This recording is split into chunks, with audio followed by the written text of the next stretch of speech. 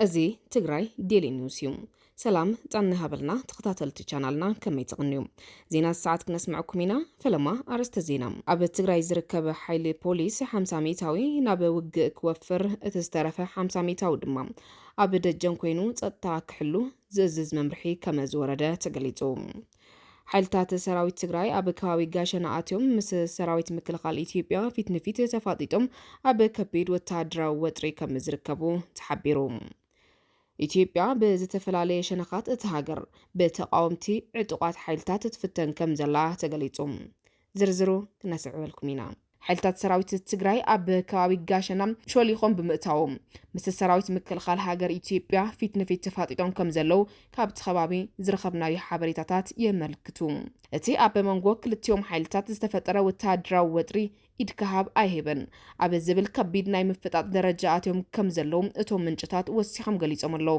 መንግስቲ ኢትዮጵያ ብወገኑ ኣብ ልዕሊ ወተሃደራዊ ሓይልታት ዘካይዶ ዘሎ ናይ ድሮን ደብዳብ ዝምልከት ሲቪል ሕብረተሰብ ካብ ወተሃደራዊ ናቁጣታት መደብራትን ወተሃደራዊ ምእካብን ዘለዎም ቦታታት ክርሕቕን ኣድላይ ዘበለ ጥንቃቐታት ክገብርን ኣተሓሳሲበሎም።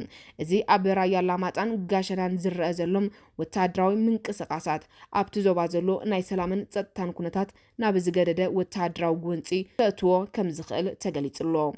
ኣብ ትግራይ ዝርከብ ሓይሊ ፖሊስ 50 ሜታዊ ናብ ውግእ ክወፍር እቲ ዝተረፈ 50 ሜታዊ ድማ ኣብ ደጀን ኮይኑ ጸጥታ ክሕሉ ዝእዝዝ መምርሒ ከም ዝወረደ ተገሊጾም።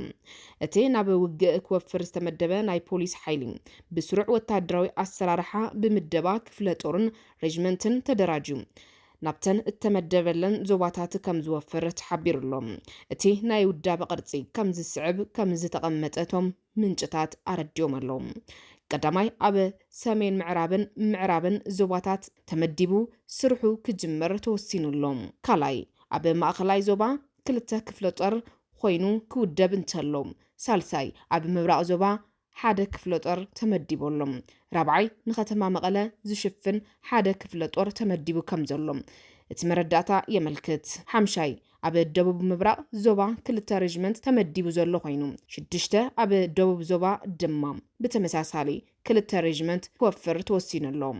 ንፍሉይ ልኡኽ ዝኸውን ሳልሳይ ክፍለ ጦር ተደራጅዩ ናብቲ ዝተመደበሉ ወተሃደራዊ ልኡኽ ከኣቱ ውሳነ ከም ዝተመሓላለፈ እቶም ዝወፁ ዘለው መረዳታታት ዝሓበሩ ኮይኖም እዚ ከምዚሉን ከሎም ማዕኸናት መራኸቢታት ዜና ከም ዝሕብሮ ድማ እዚ ናይ ፖሊስ ሓይሊ ናብ ወተሃደራዊ ውግእ ናይ ምእታው ውሳነ ኣብ መንጎኦም ዝተፈላለዩ ስምዒታትን ሕቶታትን የልዕል ምህላው ይግለጽ። ገለ ወገናት እዚ ውሳነ እዚ ኣብቲ ዞባ ዘሎ ናይ ሰላምን ጸጥታን ስጋት ዘርእዩ ዝብሉ ኮይኖም ካልኦት ተንተንቲ ድማ ፖሊስ ካብ ስሩዕ ሲቪል ጸጥታ ምሕላው ስርሑ ወፅዩ ናብ ወተሃደራዊ ግንባራት ምውፋሩ ኣብ ልዕሊ ደጀን ዘሎ ናይ ሕግን ስርዓትን ምኽባር ስራሕቲ ዓብይ ጽልዋ ከሕድረሉ ከም ዝኽእል ይገልጸለው። እዚ መምርሒ እዚ ካብ ዝወፀሉ እዋን ፖሊስ ትግራይ ህይወት ካድሕን ዝብሉ ዝተፈላለዩ ወተሃደራውን ፖለቲካውን ወፍርታት ኣብ ማሕበራዊ መራኸቢታት ይንጸባረቑ ከም ዘለው ተዓዚብና ኣለና። እዚ ናይ ፖሊስ ሓይሊ ውዳበን ምውፋርን ኣብቲ ዞባ ዘሎ ቁስላውን ፖለቲካውን ዘይመረግጋእ ዘጋድዶ ድዩ ወይስ ንናይ ምክልኻል ዓቕምን ምጥንኻር ዝተገበረ እዩ ዝብል ጉዳይ ብዕቱብ ዝከታተሎ ዘሎ ጉዳይ ኮይኑ ይርከብ። ሓይልታት ሰራዊት ትግራይ ኣብ ከባቢ ጋሸና ኣትዮም ምስ ሰራዊት ምክልኻል ኢትዮጵያ ፊት ንፊት ተፋጢጦም ኣብ ከቢድ ወተሃደራዊ ወጥሪ ከም ዝርከቡ ተሓቢሮም። ብዝተረጋገፀ ሓበሬታ ኣብ ኣርሚ 26 ኮር ሰለስተ ዝርከቡ ናይ 82 ሚሜ ሞርታር ኣባላት ዝነበሩ ሙሉእ ኣሃዱ ብናይቲ ድሮን መጥቃዕቲ ምውቃዖም ዝተገለጸ ኮይኑ ኣብ ክፍሊ ሰራዊት ሓየሎም ዝርከቡ መራሕቲ ሻለቃ ዝርከቦም ወተሃደራት ከቢድ ሞትን መቑሰልትን ከም ዘጋጠሞም እቶም ምንጭታት ኣረድዮም ኣለው። እቲ ዝወፅእ ሓበሬታ ከም ዘመላኸቶ ድማ ካብ ክፍለ ሰራዊት ዝተረፈን ዝተበተነን ሓይሊ ድማ ብእግሪ ናብ ከባቢ ኣየር ማረፊያ ራያ ኣላማጣ ይወርድ ከም ዘሎ ካብቲ ከባቢ ዝበፅሐና ሓበሬታ ይሕብር። ብኻልእ ወገን ብከቢድ ኣፅዋርን ድሮንን ዝካየድ ዘሎ መጥቃዕቲ እቲ ዝበዝሐ መስዋእቲ ዝኸፍሎ ዘሎ ንጹህ መንእሰይ ብምዃኑ ኩሉ መንእሰይ ተጋዳላይ ካብዚ ዘይጠቅም መስዋዕቲ ነብሱ ከድሕንን ህይወቱ ክሕልውን ዝተፈላለዩ ወገናት ጻውዒት አቅሪቦም ኣለው።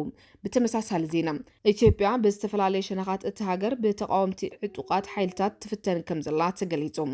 ፕሮፌሰር መረራ ጉዲና ኢትዮጵያ ካብቶም ዝሓለፉ ስርዓታት ብዝኸፍአ መልክዕ ብናይ ውሽጢ ዓዲ ሕድሕድ ኩናት ዝተሓመሰት ሃገር ኮይና ሰላም ህዝብታት ኢትዮጵያ ድማ ኣብ ሓደጋ ወዲቑ ይርከብ ክብሉ ተዛሪቦም ኣለው። መንግስቲ ኢትዮጵያ ኣብዚ ሕዚ እዋን ኣብ ትግራይ፣ ኣምሓራ፣ ዓፋርን ኦሮምያን ምስ ዝርከቡ ዝተፈላለዩ ዕጡቃት ስሩዕ ኩናት የካይድ ምህላው ይገልጽ። ሓድሽ ፖለቲካዊ ጽምዶታትን ፕሮፓጋንዳዊ ኩናትን ኣብቲ ሃገር ሓድሽ ፖለቲካዊ ሕንፍሽፍሽ ፈጢሮም ከም ዘለው ድማ ብዙሓት ተንተንቲ ፖለቲካ ዝስማዕምዑሉ ዋኒን እዩ። ኣብ ኢትዮጵያ ተፈጢሩ ዘሎ መደናገሪ ፕሮፓጋንዳ ዝመልኦ ሃገራዊ ኩነታት ካብ ዝተፈላለዩ ፖለቲካዊ ምንጭታትን ተንተንትን ዝተኣከበ ሰፊሕ ጸብጻብ ናባኹም ክነብሎ ዝሓረናዮ ዛዕባና እዩ።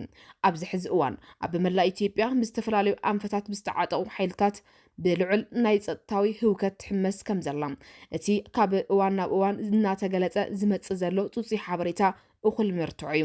ብፍላይ ድማ ብፍቃድ ኾነ ብዘይ ፍቃድ ምስ ስርዓት ህግደፍ ተተሓሒዙ ኣብ ልዕሊ ህዝቢ ትግራይ ዝፈጸሞ መሪርን ታሪኻዊ ጽንተታዊ ፍጻመ ማእዝኑ ብምቕያር እቲ ሃገራዊ ፖለቲካዊ ናብ ዝኸፈ ቅልውላው ገጹ የምርሕ ከም ዘሎ ፖለቲካዊ ምንጭታት የረዱ። እቶም ኣብ መድረኽ ፖለቲካ ኢትዮጵያ ነዊሕ ዓመታት ዝሕለፉ ፖለቲከኛ ፕሮፌሰር መረራ ጉዲና ከም ዝገለጽዎ ኣብ ልዕሊ ስርዓት ብልጽግና ተስፋ ተነቢሩሉ ዝነበረ ሕዚ ድማ ብኻልእ መልክዕን ሕሰምን ምቕያሩ ሰላም ህዝቢ ኢትዮጵያ ጥራሕ ዘይኮነስ ሰላም ዘዋቐርና ኣፍሪካ እውን ናብ ዝኸፈ ሕምስምስ ከም ዘውድቆ ገሊጾም። እቲ ሕዚ ዘሎ ስርዓት ድማ ካብቶም ዝሓለፉ ስርዓታት ብዝኸፍአ መልክዑ ናይ ውሽጢ ዓዲ ሕድሕድ ኩናት ዝበዝሕን ዕጡቃት በብሸነኻቱ ዝዋግኡላን ህዝባ ድማ ዝተመዛበለላን ሃገር ኮይና ትርከብ ክብሉ ብትሪ ነቂፎም ኣለው። እቲ መስተንክራዊ ኮይኑ ዘሎ ጉዳይ መንግስቲ ኢትዮጵያ ኣብ ትግራይ፣ ኣምሓራ፣ ዓፋርን ኣብ ክልል ኦሮምያን ብሓደ ግዜ ሩእያት ግንባራት ፈጢሩ ምስ ዝዋግኡ ዕጡቃት ሓይልታት ስሩዕ ኩናት ብምክያዱ ስርዓት ሻዕብያ ነቲ ንብርክት ዝበሉ ዓመታት ተኸቢሩ ዝነበረ ሃገራዊ ደብ ጥሒሶም ናብ ውሽጢ እቲ ሃገር ብምእታው እቲ ወታደራዊ ተሃዲድ ንሃገራዊ ህልውና ናብ ዝኸፍአን ዘይተርፍን ኣንፈት ክወስዶ ከም ዝኽእል ተንተንቲ ፖለቲካ የጠንቅቑ። ኣብ መንጎ ፖለቲካዊ ውድባትን ዝተፈላለዩ ሓይልታት ዘለዎ ውግንናን ጽምዶታትን ካብ ዝኾነ እዋን ንላዕሊ ተሓዋዊሶም ናብ ሓድሽ ፕሮፓጋንዳዊ ኩናት እናምርሑ ይርከቡ። ንኣብነት ብወገን ትግራይ ካብ ሕወሓትን መጻምዶምን ምስ ዝተፈላለዩ ሓይልታት ርክባት ብምፍጣር ነቲ ዝንቀሳቐስ ዘሎ ሓደገኛ ፖለቲካዊ መልክዕ ብተመሳሳሊ ድማ መንግስቲ ኢትዮጵያ ምስቶም ንባዕሎም ሓይሊ ሰላም ትግራይና ኢሎም ዝጽውዑ ካብ ትግራይ ወፂኦም ዝተዓጠቁ ሓይልታት አንጻር ስርዓት ሻዕብያ ሰላማዊ ፖለቲካዊ ቃልሲ ዝቃለሱ ዘለው ተቃለስቲ አባላት ብርጌድ ንሓመዱ ዲያስፖራ ብዝተወደበ መልክዑም ኣብ ጎኒ መንግስቲ ኢትዮጵያ ከም ዘለው ብዝተፈላለዩ መልክዓት ክዛረቡ ድሕሪ ምጽናሕ ብዕሊ ኣብ መንግስታዊ ማዕኸን ዜና ኢትዮጵያ ወግዓዊ ጋዜጣዊ ኣብ ዝሃብሉ እዋን ኣረጋጊጾም ኣለው። ብዕሊ ኣብ መንግስታዊ ማዕኸን ዜና ኢትዮጵያ ወግዓዊ ጋዜጣዊ ኣብ ዝሃብሉ እዋን ኣረጋጊጾም ኣለው። እቶም አባላት ብርጌድ ንሓመዱ ጽምዶ ተባሂሉ ዝተጀመረ ኸይዲ ብምቋም መጋበርያ ስርዓት ብልጽግናን መንግስቲ ኢትዮጵያን ኢና ብምባል ነቲ ብስርዓት ብልጽግና ዝድገፍ አካይዳታት ሙሉ ብሙሉ ከም ዝድግፍዎ እተን ማዕኸናት ዜናታት ማእኸል ሃገር ጸብጺበን መንባረን ዝዝከር እዩ። እዚ ኩነታት እዚ ንተዓዘብቲ ፖለቲካ ኢትዮጵያ ናብ ኣዝዩ ሓደገኛ ዝኾነ ዘይተርፍ ምብትታንን ገጽ ዝወስድ እዩ ክብሉ ስነሓሳባዊ መልእኽቶም የመሓላልፉ። መራሕቲ ፖለቲካን መድረኽ ፖለቲካ እቲ ሃገርን ካብ ናይ ሓባር ረብሓ ወፂኦም ንውልቃውን ጉጅላውን ስልጣን ኣብ ምቅድዳም ይርከቡ። እቲ ኣብ መንጎ ሰብ መዚ ፌደራል መንግስትን ተጻረርቲ ሓይልታትን ዘሎ ምርሕሓቅ ንዕለታዊ ናብራ ህዝቢ ብዓሚቑ ጸሊዎ ምህላው ካብቲ ከባቢ ዝወፁ ዘሎ ሓበሬታታት ይረዱ። ዜጋታት ካብ ቦታ ናብ ቦታ ንምጓዓዝ ስግኣት ከም ዘለዎምን ቁጠባዊ ቁልውላው ድማ ኣብ ኣዝዩ ከቢድ ኩነታት ከም ዘሎ ብምግላጽ ነዚ ጸገም እዚ ብሰላማዊ መንገድን ብዲፕሎማሲያዊ ክትዕን እንተዘይተፈቲሑ ሳዕቤኑ ኣዝዩ ከቢድ ክኸውን ከም ዝኽእል እቶም ተንተንቲ ፖለቲካ የጠንቅቑ።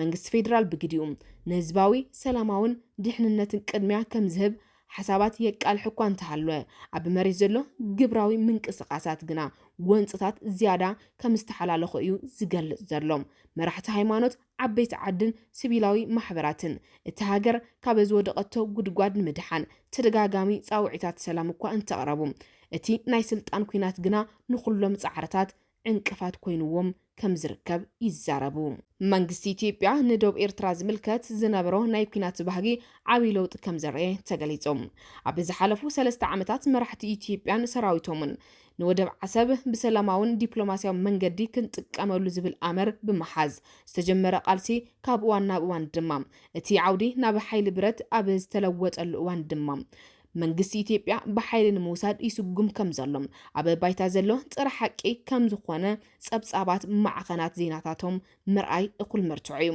እቲ ዝነበረ ጎንፃዊ መግለጽታት ብምስራዝ ማሕበረሰብ ዓለም በዲፕሎማሲያዊ መንገዲ ኢትዮጵያ ኣፍ ደገ ባሕሪ ክትረክብ ኣቀራርቡና እንተዘይኮይኑ ግና ኣብ ልዕሊ መንግስቲ ኤርትራ ዝውሰድ ስጉምቲ ንሰላም ዞባ ቀርኒ ኣፍሪካ ዝሕምስ ክኸውን ክብል መንግስቲ ኢትዮጵያ ብተደጋጋሚ ገሊጹ ምንባሩ ዝዝከር እዩ ብተመሳሳሊ ዜና ኣብ ቀረባ እዋን ኣብ መንጎ መንግስቲ ኢትዮጵያን መንግስቲ ኤርትራን ዝረአ ዘሎ ናይ ፖለቲካውን ጸጥታውን ኩነታት ዓብይ መደናገጽ አንፈትሒዙ ይርከብ ኣብ ዝሓለፉ ዓመታት መራሕቲ መንግስቲ ኢትዮጵያን ወታደራዊ ጀነራላትን ንኤርትራ ወታደራዊ ሓይሊ ንምውራርን ወደብ ዓሰብ ድማ